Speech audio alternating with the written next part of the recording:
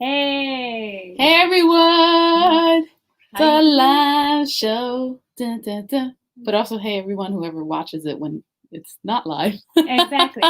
Because then this goes up on Yeah. Geekettes Chat. So, Yay. hey, yeah, sorry. I'm like trying to, my phone is kind of like messing up, so I'm trying to work it right now. So, And I that's am good. Christy. Yes, I'm Shirley. And welcome to Geekettes Chat. And we are here we weren't going to do a live, but then a lot of stuff just popped up because tonight we were with the comadres on their happy hour. Hello, comadres. Hi, comadre. Whoever is going to watch, hey. And they're the best, and they're amazing women who, a lot of Latina women who coming together to empower and resource and network, and yes, it's La Comadres on I think they're New York network. I think that's what they're called. Yes, if I'm right. We were on their happy hour. They always have their happy hour on Fridays at like 6. And so we were playing a game tonight. What was the game? We were playing Mexican Loteria. Yes. Which is, I didn't want to say it because I probably would have said it wrong. Well, Mexican bingo, I should say. Yeah. And so it was actually kind of fun. I won one game. So I think I'm getting something because she asked for my address. So that's actually pretty fun.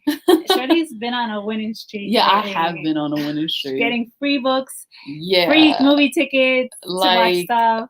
Crazy.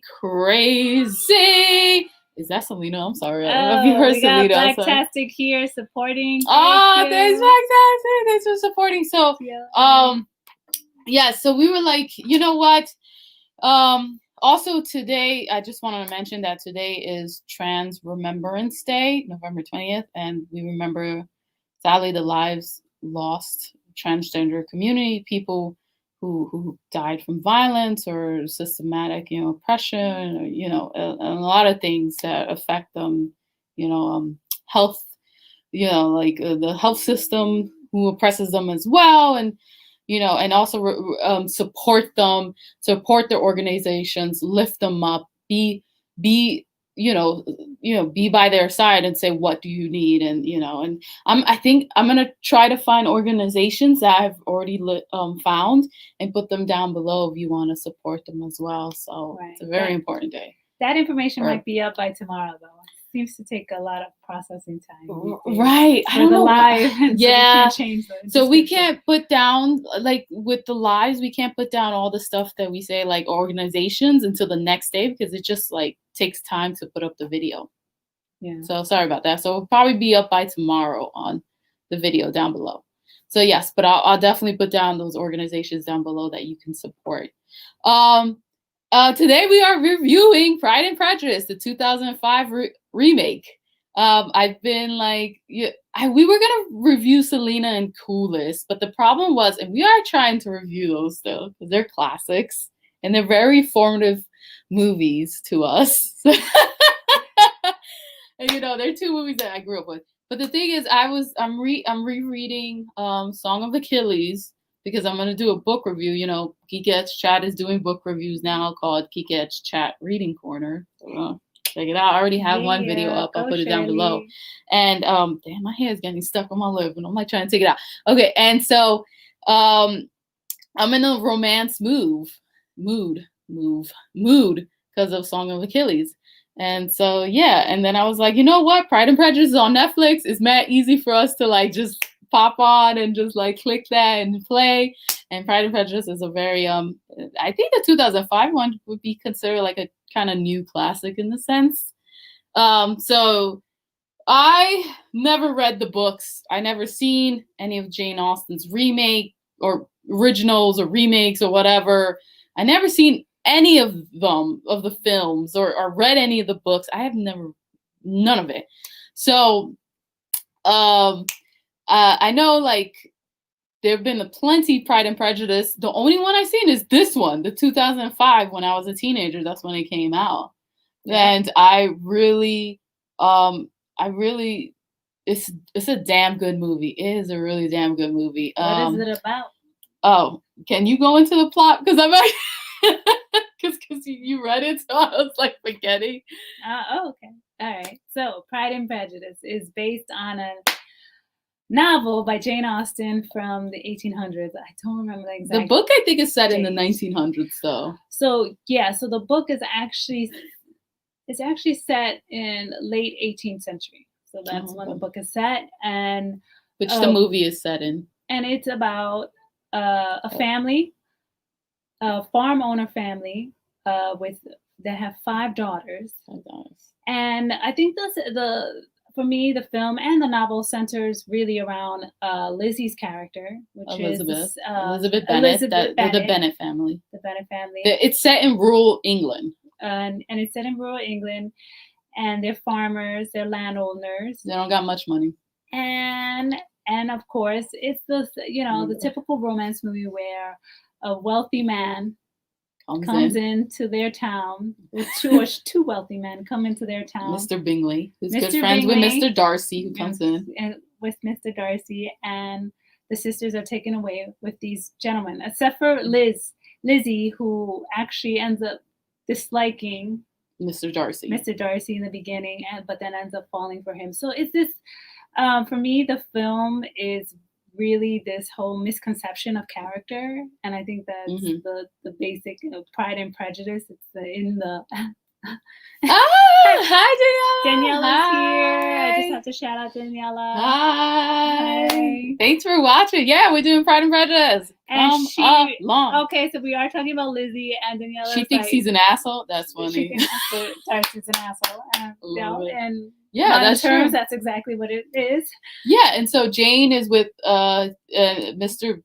Mr. Bingley, who's Mr. Darcy's friend, and there's a misconception there of like, do they like each other and stuff. Jane is the older sister of Elizabeth, and then so it's like you were saying, it's like this book is about how you can't judge people by just their, I guess, the first acts that they do, in a sense, or like how they're, well, he kind of is an asshole though, isn't he? He is. I think he is.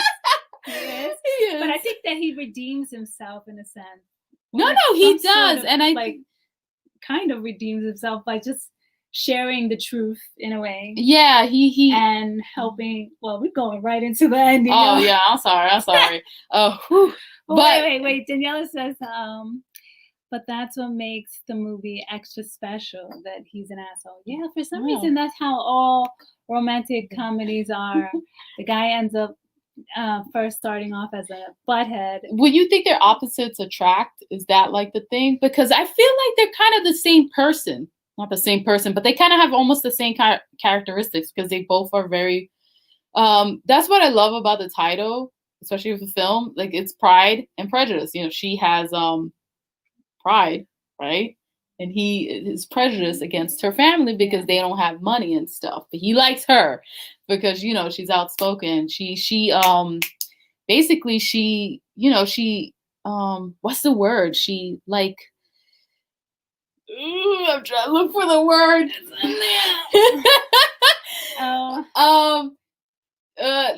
She like enraptures him in a sense of like she lets him out of his character, of who he is, and she challenges him. Oh my God, I was looking that's what you're saying. That's what I was trying to say. I really think it's his ego. Like, this chick is not attracted to me. She's not showing me the attention I want. True. Or it could be that, I don't know. I feel like it's that, and then all of a sudden, it's like he's attracted to her because she kind of is kind of mysterious in a sense. Like, he wants to get to know her. Like, he knows a little bit about her, but doesn't really know her. Yeah, it's like that scene in the movie where they're partying, and she's talking about how poetry, the sonnet can kill, the romance or something like that. Right. And then she throws in his face that he asks her, so what do you think to encourage affection or something? And she's like, dancing, because earlier in the scene he like didn't want to dance with her. And he doesn't really like to talk either. And she likes to talk. Yeah. I guess it's them trying to understand each other's character and willing to accept each other's character in the sense by the end of this film or book, but we're talking about the film. Oh yeah, Daniela says they both humble each other. Yeah, that by the end they do humble each other, and I think that's what it is. By the start, that's why I love the title, because it's very like to the point of who these characters are. By the start of the film, the shot of the sun rising, you knew that this film was going to be breathtaking. The way that it's shot, because there's a part where it's my favorite part, with the music, and I'm gonna get into the music, that she's on the cliff and the wind is blowing her hair and she's in this crossroads. I think that's the sense of what this film's in that part is trying to say. Like, she's in the crossroads of like, she's falling in love with this guy, but this guy, but she gets the sense that this guy, she don't like his character, but she's still falling in love with him. So she's fighting that aspect of herself. A very interesting interpretation, I think. Oh, yeah. So that's why I love the cliff scene, and then the music is, I think for me personally, the music is the best part of this movie. Really? Yeah, I love the music. I could listen to it anywhere. This cliff scene is one of my favorites. I interpreted it as her being ready to take on the world. This, her being independent, this strong, independent woman ready to take on the world. But I like your interpretation too. I like that interpretation too, because she is a very independent, or she tries to be. She's, what the movie or the book, but I'm going to say the movie because I didn't read the book, was that, the mom wants to marry off all 5 of her daughters. And the mom was always telling her, like, the only thing you could bring is being married. And for Elizabeth, she feels like that's not, true in a sense, because she has many things that she wants to do and wants to be and, and explore. Mm-hmm. And so being just married is not her thing in the, right now, and or like, or just like a wife. There's like this challenge because, that's what Jane Austen in the book shows. And then of course in the movie as well, mm-hmm. This patriarchal oppression that you see in the film, where the only way these women will have any security is through marriage. Right. And so that's her mother's challenge, to marry off these 5 girls. They're all out, and what that means out mean they're all out in society, ready to be married. And Lizzie seems like she's not interested in that, in a sense. She's more interested in her books, and I don't know, just being free. Yeah, like not having to be in like waiting for somebody, just like, okay, what do you need and all that stuff. Exactly. She wants to do her own thing. And the interesting thing is her friend Charlotte, who Danielle said she was ahead of her time in that sense. Yeah, she was, because the character, I read a little bit that was the family life.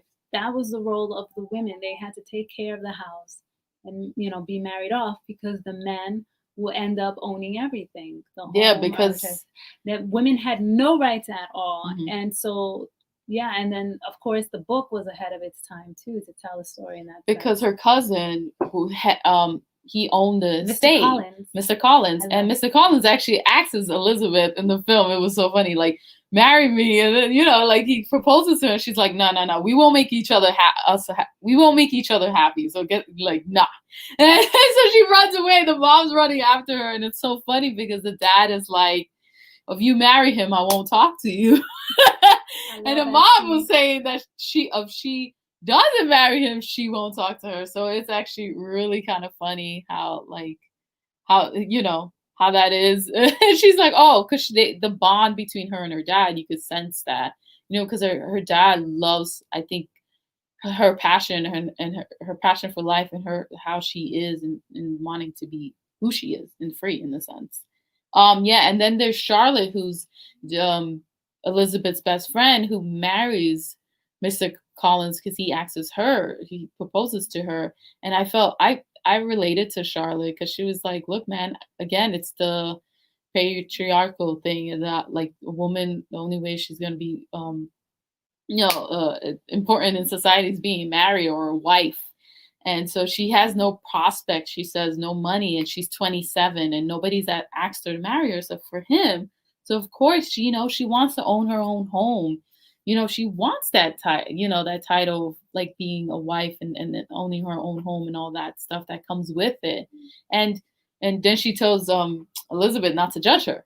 And I love that. She's like, don't judge me. And I was like, yeah, Elizabeth, you have no right to judge her. Because Exactly. Charlotte's a totally different person. She has totally different ideas and, and what she wants to live up to and stuff. Exactly. And And Charlotte who she is real. I love Charlotte. She was so funny because She's the funny. part when they were in the public dancing and Elizabeth meets Mr. Darcy for the first time in the movie, and then Mr. Darcy's talking to Bingley. It's like, they're talking about Jane and how she's like the most beautiful woman there, and then they talk about Mr. Bingley brings up Elizabeth, and he's like, oh, she's beautiful, she's handsome. That's the word they use, and Mr. Darcy's like, she's okay.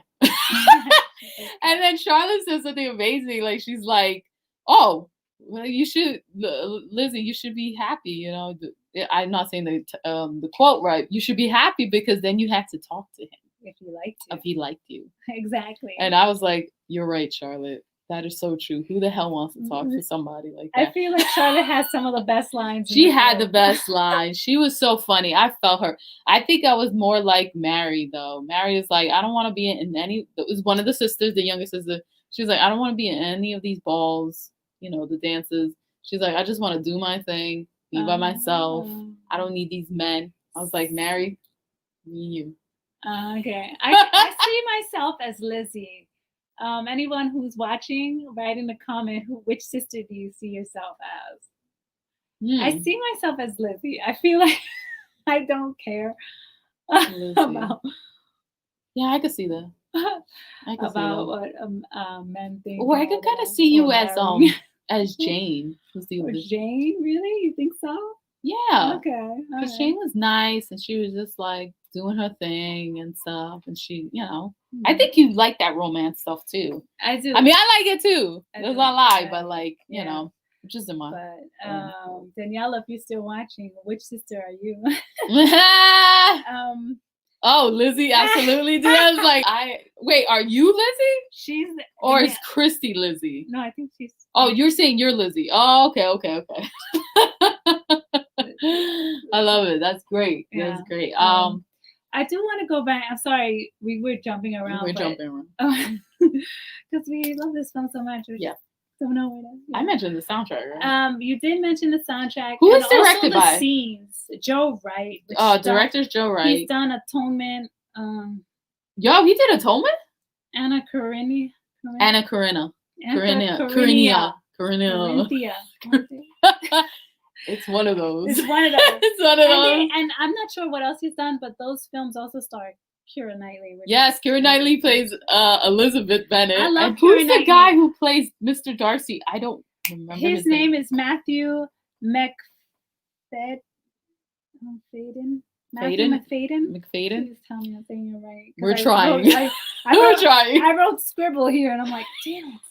This is like, okay, yeah, because she was all into the movie. So Daniela's Lizzie when she's single, and Jane when she's in a relationship. Nice. So you see, she goes back and forth. It makes sense. Like I said, I'm married, but I'm also Charlotte. Got it. That's why I like them so much in the movie. So I mean, I feel for the mother. I don't know if anybody feels for the mother. I felt for the mother. She had 5 daughters. She was trying. She was trying to survive. Yeah, she was trying to survive. She was trying. And I don't think Lizzie probably understood her too much until the end. Until the end. When she I didn't feel bad for not Kitty. Who's not Kitty? Kitty's one of the sisters. Not Kitty. The other one that married Lieutenant William something. She's so dramatic. Yeah. I think I forgot her sister's name. Yeah, she had a lot of sisters. Anyways, yeah, I know, and I don't think she was. I know the sister characters were really entertaining in the film for me. I really enjoyed their dynamic. Yeah. So we mentioned the soundtrack. The soundtrack was amazing. Like I said, my favorite part. I listen to it when I need something to motivate me when I'm working, or when I just want to feel inspired, especially the part when she's on the cliff, that part of the music. And then the ending, the song that they play in the end when they're together, Mrs. Darcy, I think that's what it's called, the musical arrangement. Love it. I just Yeah. love the music. And The landscape. The uh, landscapes, oh my god, those shots, the sunrise, oh my god, the cliff scenes, her just walking into the woods. You're like, I want to be where the hell she's at in England. Exactly. I don't know where she's at in England, but I want to be there right now. I know. We need to do a tour. Oh yeah, I'm about to be like, you got a Pride and Prejudice tour, because and I'm the going indoor there. shots were really done Corona's nicely. done. If you look at them closely, they're really symmetrical. The shots in each of the films in the rooms, especially when they're dancing, and that one scene where they're all sitting down with Mr. Darcy Bingley and his sister. They're very symmetrical. And then he It's moves really the director Joe Wright moves the camera through the house just to, I guess, to get the perspective of the different characters, yeah, but also of the atmosphere and the and I guess the setting of what you know of the house and the area. Yeah, so as to say that the cinematography of this film is really well done, and it just takes you through this film, and it gives you a well, I guess for the film itself, it has a lot of realism because he does take you through their story, through their, you see scenes of the I was about to say the nun, the maid, Sound of Music, the maid going through the house, the father, with the farm and the farm workers. The beginning after the sunrise, it's following Lizzie and going through the house. And you see the house and the characters just to get that introduction to them. The characters all have their own personalities. You get a sense who they are, and you kind of like you're with them in this moment in 19th century rural England as well. So you get those perspectives. What else?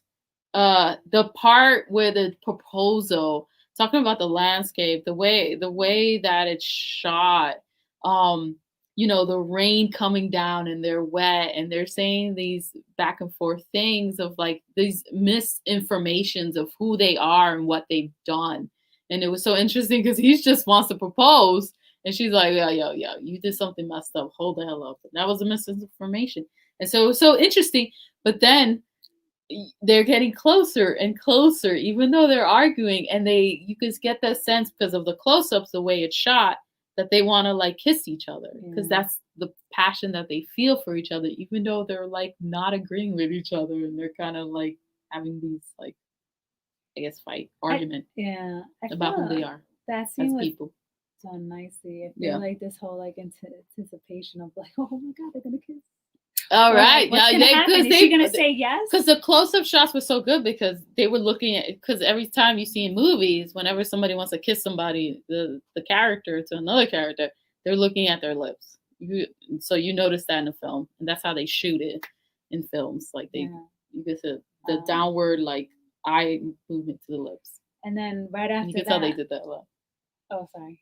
No, go. After that, I thought the scenes were done really, really. I don't know how to say. The mood was like Lizzie in a sort of depression right after. They were really dark. Oh, and gloomy. Right. That scene where she's in like this solitude that you feel for her, and the way the scenes were shot were really nice. In the sense you felt her solitude and stuff, and almost felt like she was in a depression. And for me, like I felt like I had to go through what like what is she thinking right now? Why is she depressed? Like I thought she didn't like him, but then maybe she does like him, or maybe she's sad. Yeah, she's sad about liking him or just rejecting another marriage proposal because she that's her second one. Like, hello, right. She's probably get one at that time. She's probably it's probably all those feelings. We're such complex beings. We could feel all those things, and it's like fighting in our heads. And you get that sense with how they shot it. Yeah. Like she walking around in the room that she's at when she visits Charlotte and Mr. Collins. And that's what I enjoy about filmmaking too, when it kind of just like you're not only in the element of just watching the scene and taking it in, but it gets you to like in your head about like what is happening to this character and as far as emotionally, mentally and stuff. So those scenes are really interesting. True. Oh my god, the ending scene. Sorry, this is like a spoiler review, but the ending scene. The way it's shot, the sunrise, she's in the fields, and you know, wait, is Daniela something saying something? Yeah, she was having Come to Jesus moment within herself. What does she want out of life? Can a man really give her her purpose? during that time. Oh, that's actually interesting. Wow, that's actually interesting too. Another perspective to look at could be that as well. Yeah, definitely. Because again, she wants to be independent, so she's like, "Of I love this man and become his wife and stuff, and like, what am I gonna get out of that?" Exactly. And then she struggles because like she sees him after that and she's trying to avoid him. Right. So she likes him. Yeah, she does. She does. And so yeah, I was talking about the ending scene, and she's Elizabeth or Lizzie is in the field or like the grass, and it's she just had this rough night with Lady Catherine, who's like, don't be taking the proposal of Mr. Darcy and all that stuff. And she's like, no, we're not together. Well, I didn't take his proposal. And she's just there in the grass. It's beautiful. It looks freaking cold as hell though. But you want to be there. And so well, I do. And so it's just beautiful. And then the sunset comes right when he comes in. And it's just the way they shot it with the sun behind him, and it's just beaming him. And he's just going forward to her, and it's almost like a come to Jesus moment right there.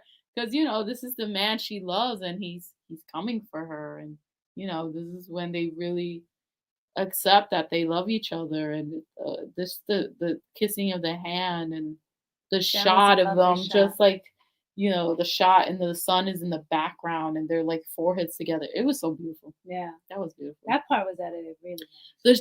The way it's shot and just everything is beautiful as well. That was yeah, I love that part too, the fact that they don't kiss on the lips. Yes. Yeah, kind of just like, because she kisses his hand, right, and then they just like putting their heads down and the sunlight is coming through. Yes. It's a very magical scene. Magical. And the shot of when she's going earlier, when she is coming back, when her sister Jane was sick, and they're going back home, and she was in Mr. Bingley's house. The shot, the way that she's going in the carriage, already saying to goodbye to Mr. Darcy, and they shoot when he grabs her hand, and she's like shocked and stuff, and the way they shot that, and he's even shocked that he grabbed her hand because he's having feelings for her, like he was shocked. The way they shot it was so good. That was good. I know, and that's something you don't really see in other movies. No, because this idea of just like this, touching someone that you like, and what sensations you get from that. Good thing you brought that up, because there's a movie reviewer or critic, a film critic. I forgot her name. She's really good, but she was talking about, because she was reviewing this new remake that's on Netflix of Rebecca, talking about another literary classic, like a reading classic, whatever. Literary classic. There you go. Struggle. It's okay. And so she was talking about Rebecca, and she was talking about how bad that movie was. We didn't see it. We haven't seen it. And she was talking about how, like, because there's a lot of kissing scenes and probably like, sex scenes, but there's no intimacy and there's no like touching of, like, you don't get that chemistry of just the touch and the feel, and like they don't do movies like that anymore. In a sense, she doesn't see she was talking about how there's not a lot of movies that bring that, because it's easy to do a sex scene or just watch a sex scene, because you could just watch porn or something like that, or whatever, or watch these movies that have like terrible, like, just have sex scenes in general. She was talking about the intimacy. She was talking about how, like, they didn't have the intimacy in these films, or the touch, and how it brings like this joy and this ecstasy, like, to their face. I don't know if I'm saying that word right. Yeah, girl. Or something like that. But it was so interesting, because she's right, because a lot of these films don't have that. They have mad violence though, but they won't show, like. I do want to recommend the black and white version of Rebecca. That one was good. That one was good. So, but for me, this Pride and Prejudice film is number one. I don't know how many film versions are out there, but I've probably seen two. Probably. And there's a whole bunch of TV shows. Oh yeah, I I saw think. that. This is Less less is is always always more. more. That is That true. is true. Black text says less is Mm, always more. less And is that is always so more. true because first of all, sometimes you can't even get the sex scene right. Yo, they be Or mad even kissing stupid scenes. sometimes. Oh yeah. Oh my gosh. If you want to see some really good kissing scenes, watch some Asian dramas. Oh yeah. They're so This film, there's actually another film on Hulu that reminds me of this film.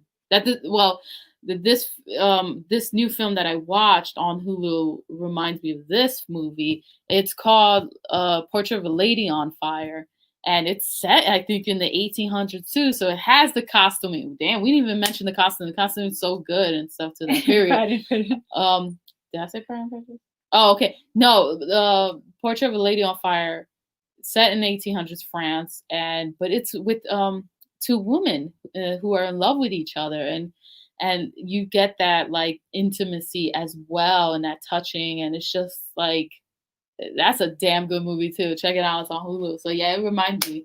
It's on Hulu, and we also have a review. Yeah, we have a review. I'll put it down below too. Okay.